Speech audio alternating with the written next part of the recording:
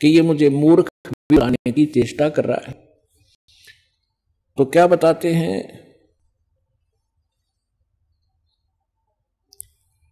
अब परमात्मा की वाणी में लिखा है, वो थोड़ा पढ़ के सुनाता हूं आपको। योगी गोरखनाथ प्रतापी, तासों तेज पृथ्वी कापी, काशी नगर में 100 पगधर ही, रामानंद से चर्चा करही। चर्चा में गोरख जय पावे, कंठी तोड़े तिलक छुड़वावे। सत्य कबीर शीश जो भयऊ, ये वृंतांत सो सुन लेऊ। गोरखनाथ के डर के मारे, बैरागी नहीं भेख संवारे। तब कबीर आज्ञा अनुसारा, वैष्णो सकल रूप संवारा। सो सुध गोरखनाथ जो पायो, काशी नगर शीघ्र चल आयो। रामानंद को खबर पठाई, चर्चा करो मेरे संग आई। रामानंद की पहली पौड़ी, सत कबीर बैठे तिस ठोरी। तब कबीर आज्ञा अनुसारा, वैष्णो सकल रूप संवारा।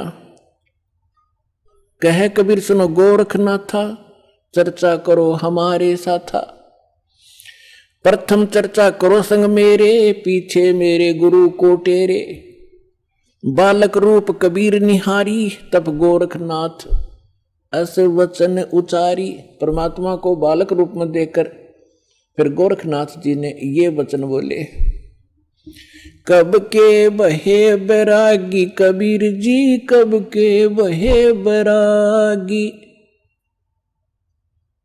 ये तो छोटा सा बालक और कब से तो बैरागी बन गया, क्योंकि ये वैष्णव परंपरा के जो या नाथ परंपरा के हैं, वैष्णव परंपरा के हैं, या कोई भी एक ग्रुप है इन साधु संतों का, ये अपनी एक पहचान अलग बनाते हैं। जैसे नाथ कई तो कान पड़वा लेते हैं, उनको कनपाड़े नाथ कहते हैं। कई जैसे वैष्णव है वो एक कंठी रखते हैं, एक तुलसी के मनिए की, एक तुलसी के लकड़ी का मन का, और एक धागे में बांध कर लटका कर रखें, जिससे वैष्णव परंपरा से दीक्षित होने की वो प्रतीक होता है। और एक लंबा सा तिलक लगाते हैं, टिक्की लगाते हैं। और जैसे साधु संत एक हाथ में फावड़ी रखते थे, ऐसे बैठकर साधना करते हैं उसके हठ योग के लिए। नीचे टी टाइप की एक लकड़ी का डंडा सा होता है, अंग्रेजी के अक्षर टी टाइप। तो परमात्मा रामानंद जी के शिष्य थे। उस दिन जानबूझकर एक साधु संत का रूप बनाकर, जैसे वैष्णव संत साधु भक्त होते हैं, कंठी गले में तिलक पूरा लगा रखा और टोपी पहन रखी और कंठी माला सुमरनी और वो सारा कुछ ले रखे, फावड़ी सी। अब परमात्मा बोले मेरी उम्र बताऊं क्या है। राम ये नाथ जो होते हैं भगवान शंकर के पुजारी होते हैं। तो क्या बताते हैं कबीर जी, नाथ जी हम जब के बहे बैरागी, मेरी आद अंत सुध लागी। धूकार आद का मेला, नहीं गुरु कोई नहीं था चेला। जब का तो हम योग उपासा, तब का फिरूं अकेला। धरती नहीं जद की टोपी दीनी, और ब्रह्मा नहीं जद का टीका। और शिव शंकर से योगी ना थे, जब तब का जोड़ी सिक्का। द्वापर की हम करी फावड़ी, त्रेता का हम झंडा। सतयुग मेरी फिरी दुहाई, मैं कलयुग फिरूं नौखंडा। गुरु के वचन साध की संगत, अजर अमर गर पाया। कह कबीर सुनो हो गोरख, हम सबको तत्व लखाया। अब गोरखनाथ जी ने जब ये सुना, तेरा शंकर जी ना था तब का मैं हूं, मेरी इस शरीर को देखकर आप मेरी आयु का एस्टीमेट नहीं लगा सकते। तो परमात्मा क्या बताते हैं, जो बूझे सो बावरा, भाई क्या है उम्र हमारी। असंख्य युग पर ले गए हम तब के ब्रह्मचारी।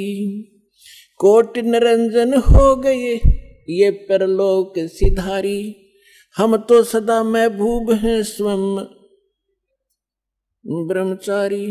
अरबों तो ब्रह्मा गए तेरे 49 करोड़ कन्हैया, और 7 कोट तेरे शंभू मर गए मेरी एक नहीं पलैया। ओए होए, अब क्या बता रहे हैं परमात्मा कि ये ज्योत निरंजन जो ब्रह्मा विष्णु महेश का पिता, जिसको गीता अध्याय नंबर 15 के श्लोक नंबर 16 में सरपुरुष कहा है, सरपुरुष अक्षर पुरुष 2 पुरुष बताए, तो ये 21 ब्रह्मांड का स्वामी ये ज्योत निरंजन है, ये काल है, ब्रह्मा विष्णु महेश का पिता है। तो परमात्मा कहते हैं करोड़ों तो ये निरंजन मर गए, इसके भी करोड़ों जन्म हो लिए,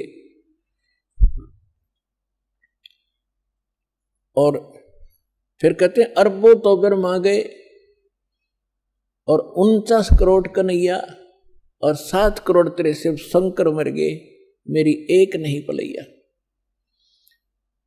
अपने आत्माओं इस एक एक शब्द परमात्मा का बहुत गूढ़ रहस्य रखता है। जैसे ब्रह्मा जी की 100 वर्ष की आयु है, उसकी आयु कैसे बनती है, 100 वर्ष कैसे बनते हैं? जैसे सतयुग त्रेता द्वापर कलयुग 4 युग का एक चतुर्युग होता है, इसमें 43,20,000 कुल वर्ष होते हैं अपने मनुष्यों के वर्ष, और ऐसे ऐसे 1000 चतुर्युग का ब्रह्मा जी का दिन, इतनी ही रात्रि, फिर 30 दिन रात का 1 महीना और 12 महीने का वर्ष, ऐसे बने हुए, और फिर 100 वर्ष की आयु ब्रह्मा जी की। ब्रह्मा जी की से 7 गुना विष्णु जी की आयु अधिक है, और विष्णु जी से 7 गुना शंकर भगवान की। तो यहां परमात्मा क्या बता रहे हैं? अरबों तो ब्रह्मा गए 49 करोड़ कन्हैया तेरे विष्णु जी, और 7 करोड़ तेरे शंभू मर गए मेरी एक नहीं पलैया। मेरे जीवन की एक पल भी नहीं घटी, अर्थात परमात्मा अविनाशी हैं, और ये बता रहे हैं कि तेरे ब्रह्मा विष्णु महेश भी नाशवान है। इस बात से नाथ जी दुखी हो गए कि ये हमारे भगवानों को अजर अमर हैं, ये तो इनको नाशवान बता रहे हैं। तो परमात्मा कहते हैं एक ना भूला दो ना भूली, भूली सब संसारी। सबका बोल पट रही है मेरे साथ 2 भाई, मैंने सब जग भूला पाया। इसी भूल में ब्रह्मा भूला जिन ये वेद सरसाया, और वेद पढ़ के पंडित भूले मर्म भेद नहीं पाया। इसी भूल में विष्णु भूला जिन वैष्णव पंथ चलाया, और वैष्णव पंथ चलाया। इसी भूल में शिव शंकर भूले जिन भिक्षुक पंथ चलाया, और सिर पर जटा हाथ में खप्पर घर घर अलख जगाया। मेरे साथ 2 भाई, मैंने सब जग भूला पाया। इसी भूल में विष्णु भूले जिन वैष्णव पंथ चलाया, और तीर्थ व्रत का बड़ा महात्म बहुविध जीव फंसाया। तो यहां गोरखनाथ जी को परमात्मा बता रहे हैं कि अरबों तो ब्रह्मा गए ये 49 करोड़ कन्हैया, 7 करोड़ तेरे शंभू मर गए मेरी एक नहीं पलैया। कोटिन नारद हो गए ये मोहम्मद से चारी, देवताओं की गिनती नहीं क्या सृष्टि विचारी। नहीं बूढ़ा, कहते ना मैं बूढ़ा ना बालक, और ना कोई बाट भिखारी। ना बूढ़ा ना ही बालक, ना कोई भाट भिखारी। कह कबीर सुनो हो गोरख ये सुन ले उम्र हमारी। मैं ना बालक हूं, ना मैं वृद्ध हूं, ना कोई भाट भिखारी हूं, और ये मेरी महिमा तेरे को मैंने बता दी, मैं ये हूं।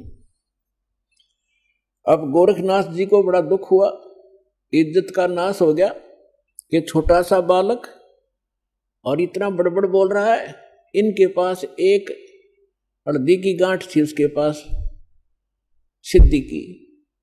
गोरखनाथ जी ने अपने आसन के साथ में त्रिशूल गाड़ रखा था, एक ऊपर 3 एरो से होते हैं, और नीचे से वो एक पाइप सी, नीचे फिर एक नुकीला सा सिरा होता, उसको जमीन में गाड़ के आसन के साथ रखा हुआ था, 6-7 फुट ऊंचा त्रिशूल। गोरखनाथ जी ने कहा कि यदि तू मेरे साथ वार्ता करना चाहता है कबीर जी, तो आइए मेरे समान आसन में आ जाइए। नाथ जी वहां से उठे जमीन से, ऐसे आसन पद्म लगाकर बैठे थे। आसन पद्म लगाए लगाए ऊपर उठ गए और त्रिशूल के ऊपर जाकर विराजमान हो गए। हाँ, ये देखिएगा, ये त्रिशूल पर बैठे हैं। फिर परमात्मा ने क्या लीला की कि कबीर जी ने कहा कि गोरखनाथ जी, आपकी और हमारी बात ज्ञान चर्चा की थी, गोष्ठीकरण की थी। ये बाजीगर वाला काम हम नहीं जानते और ना ये पसंद है, ना ये दातम मार्ग में इसकी कोई वैल्यू है।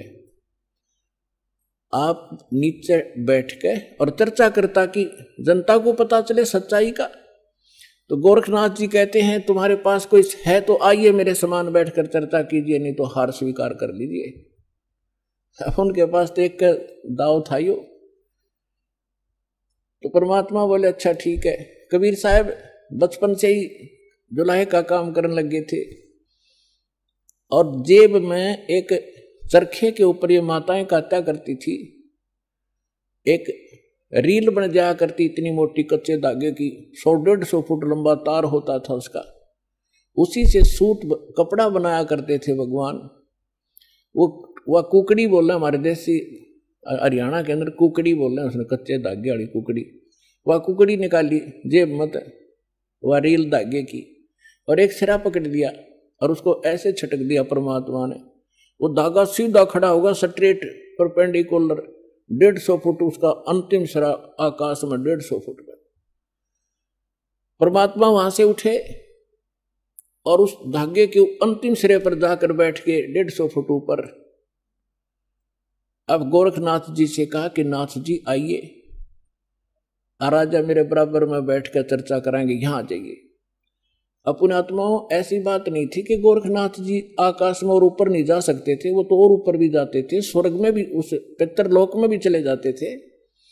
लेकिन समर्थ के सामने सिद्धियां समाप्त हो जाती हैं।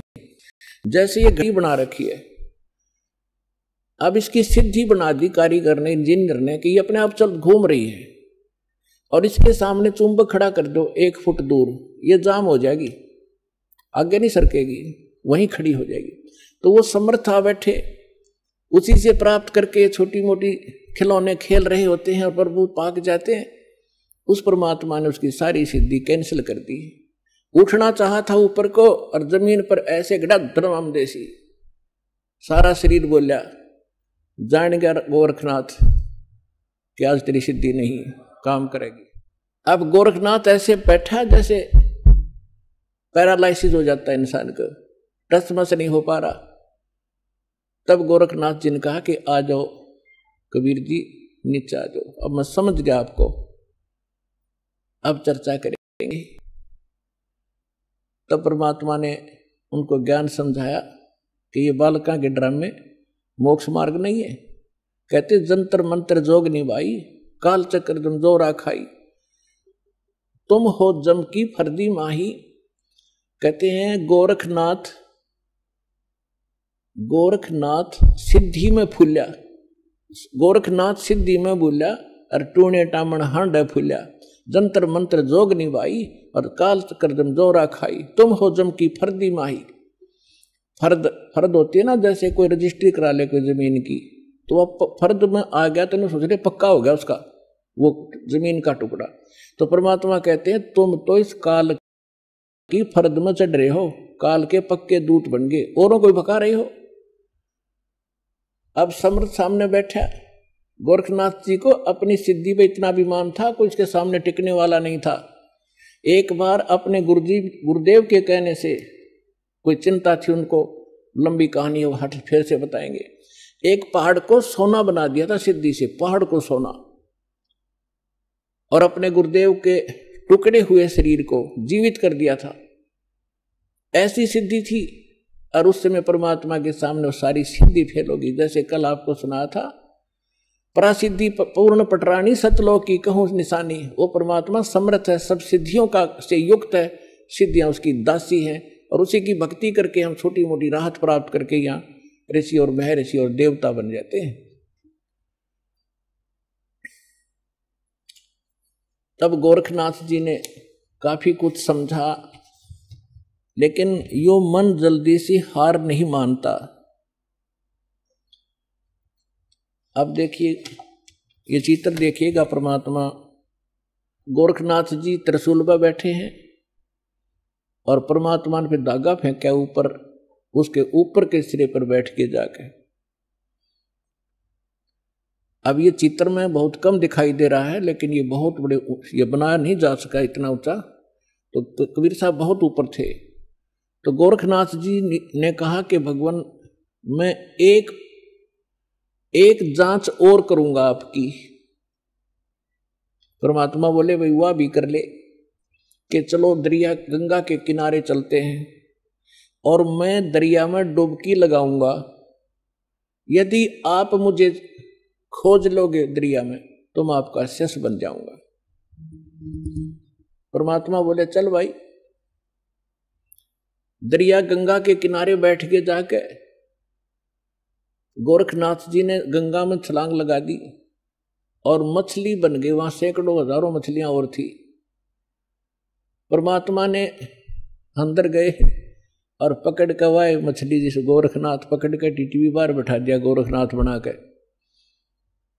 चरणों में गिर गया, पैर पकड़ दिए गोरखनाथ जी ने कि सचमुच आप समर्थ हैं।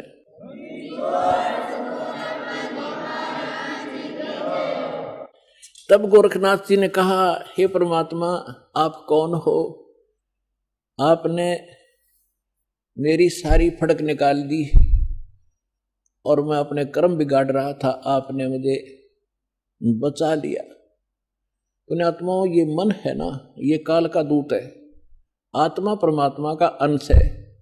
जब परमात्मा वहां खड़े थे, मन भाग गया, आत्मा रोए थी गोरखनाथ की।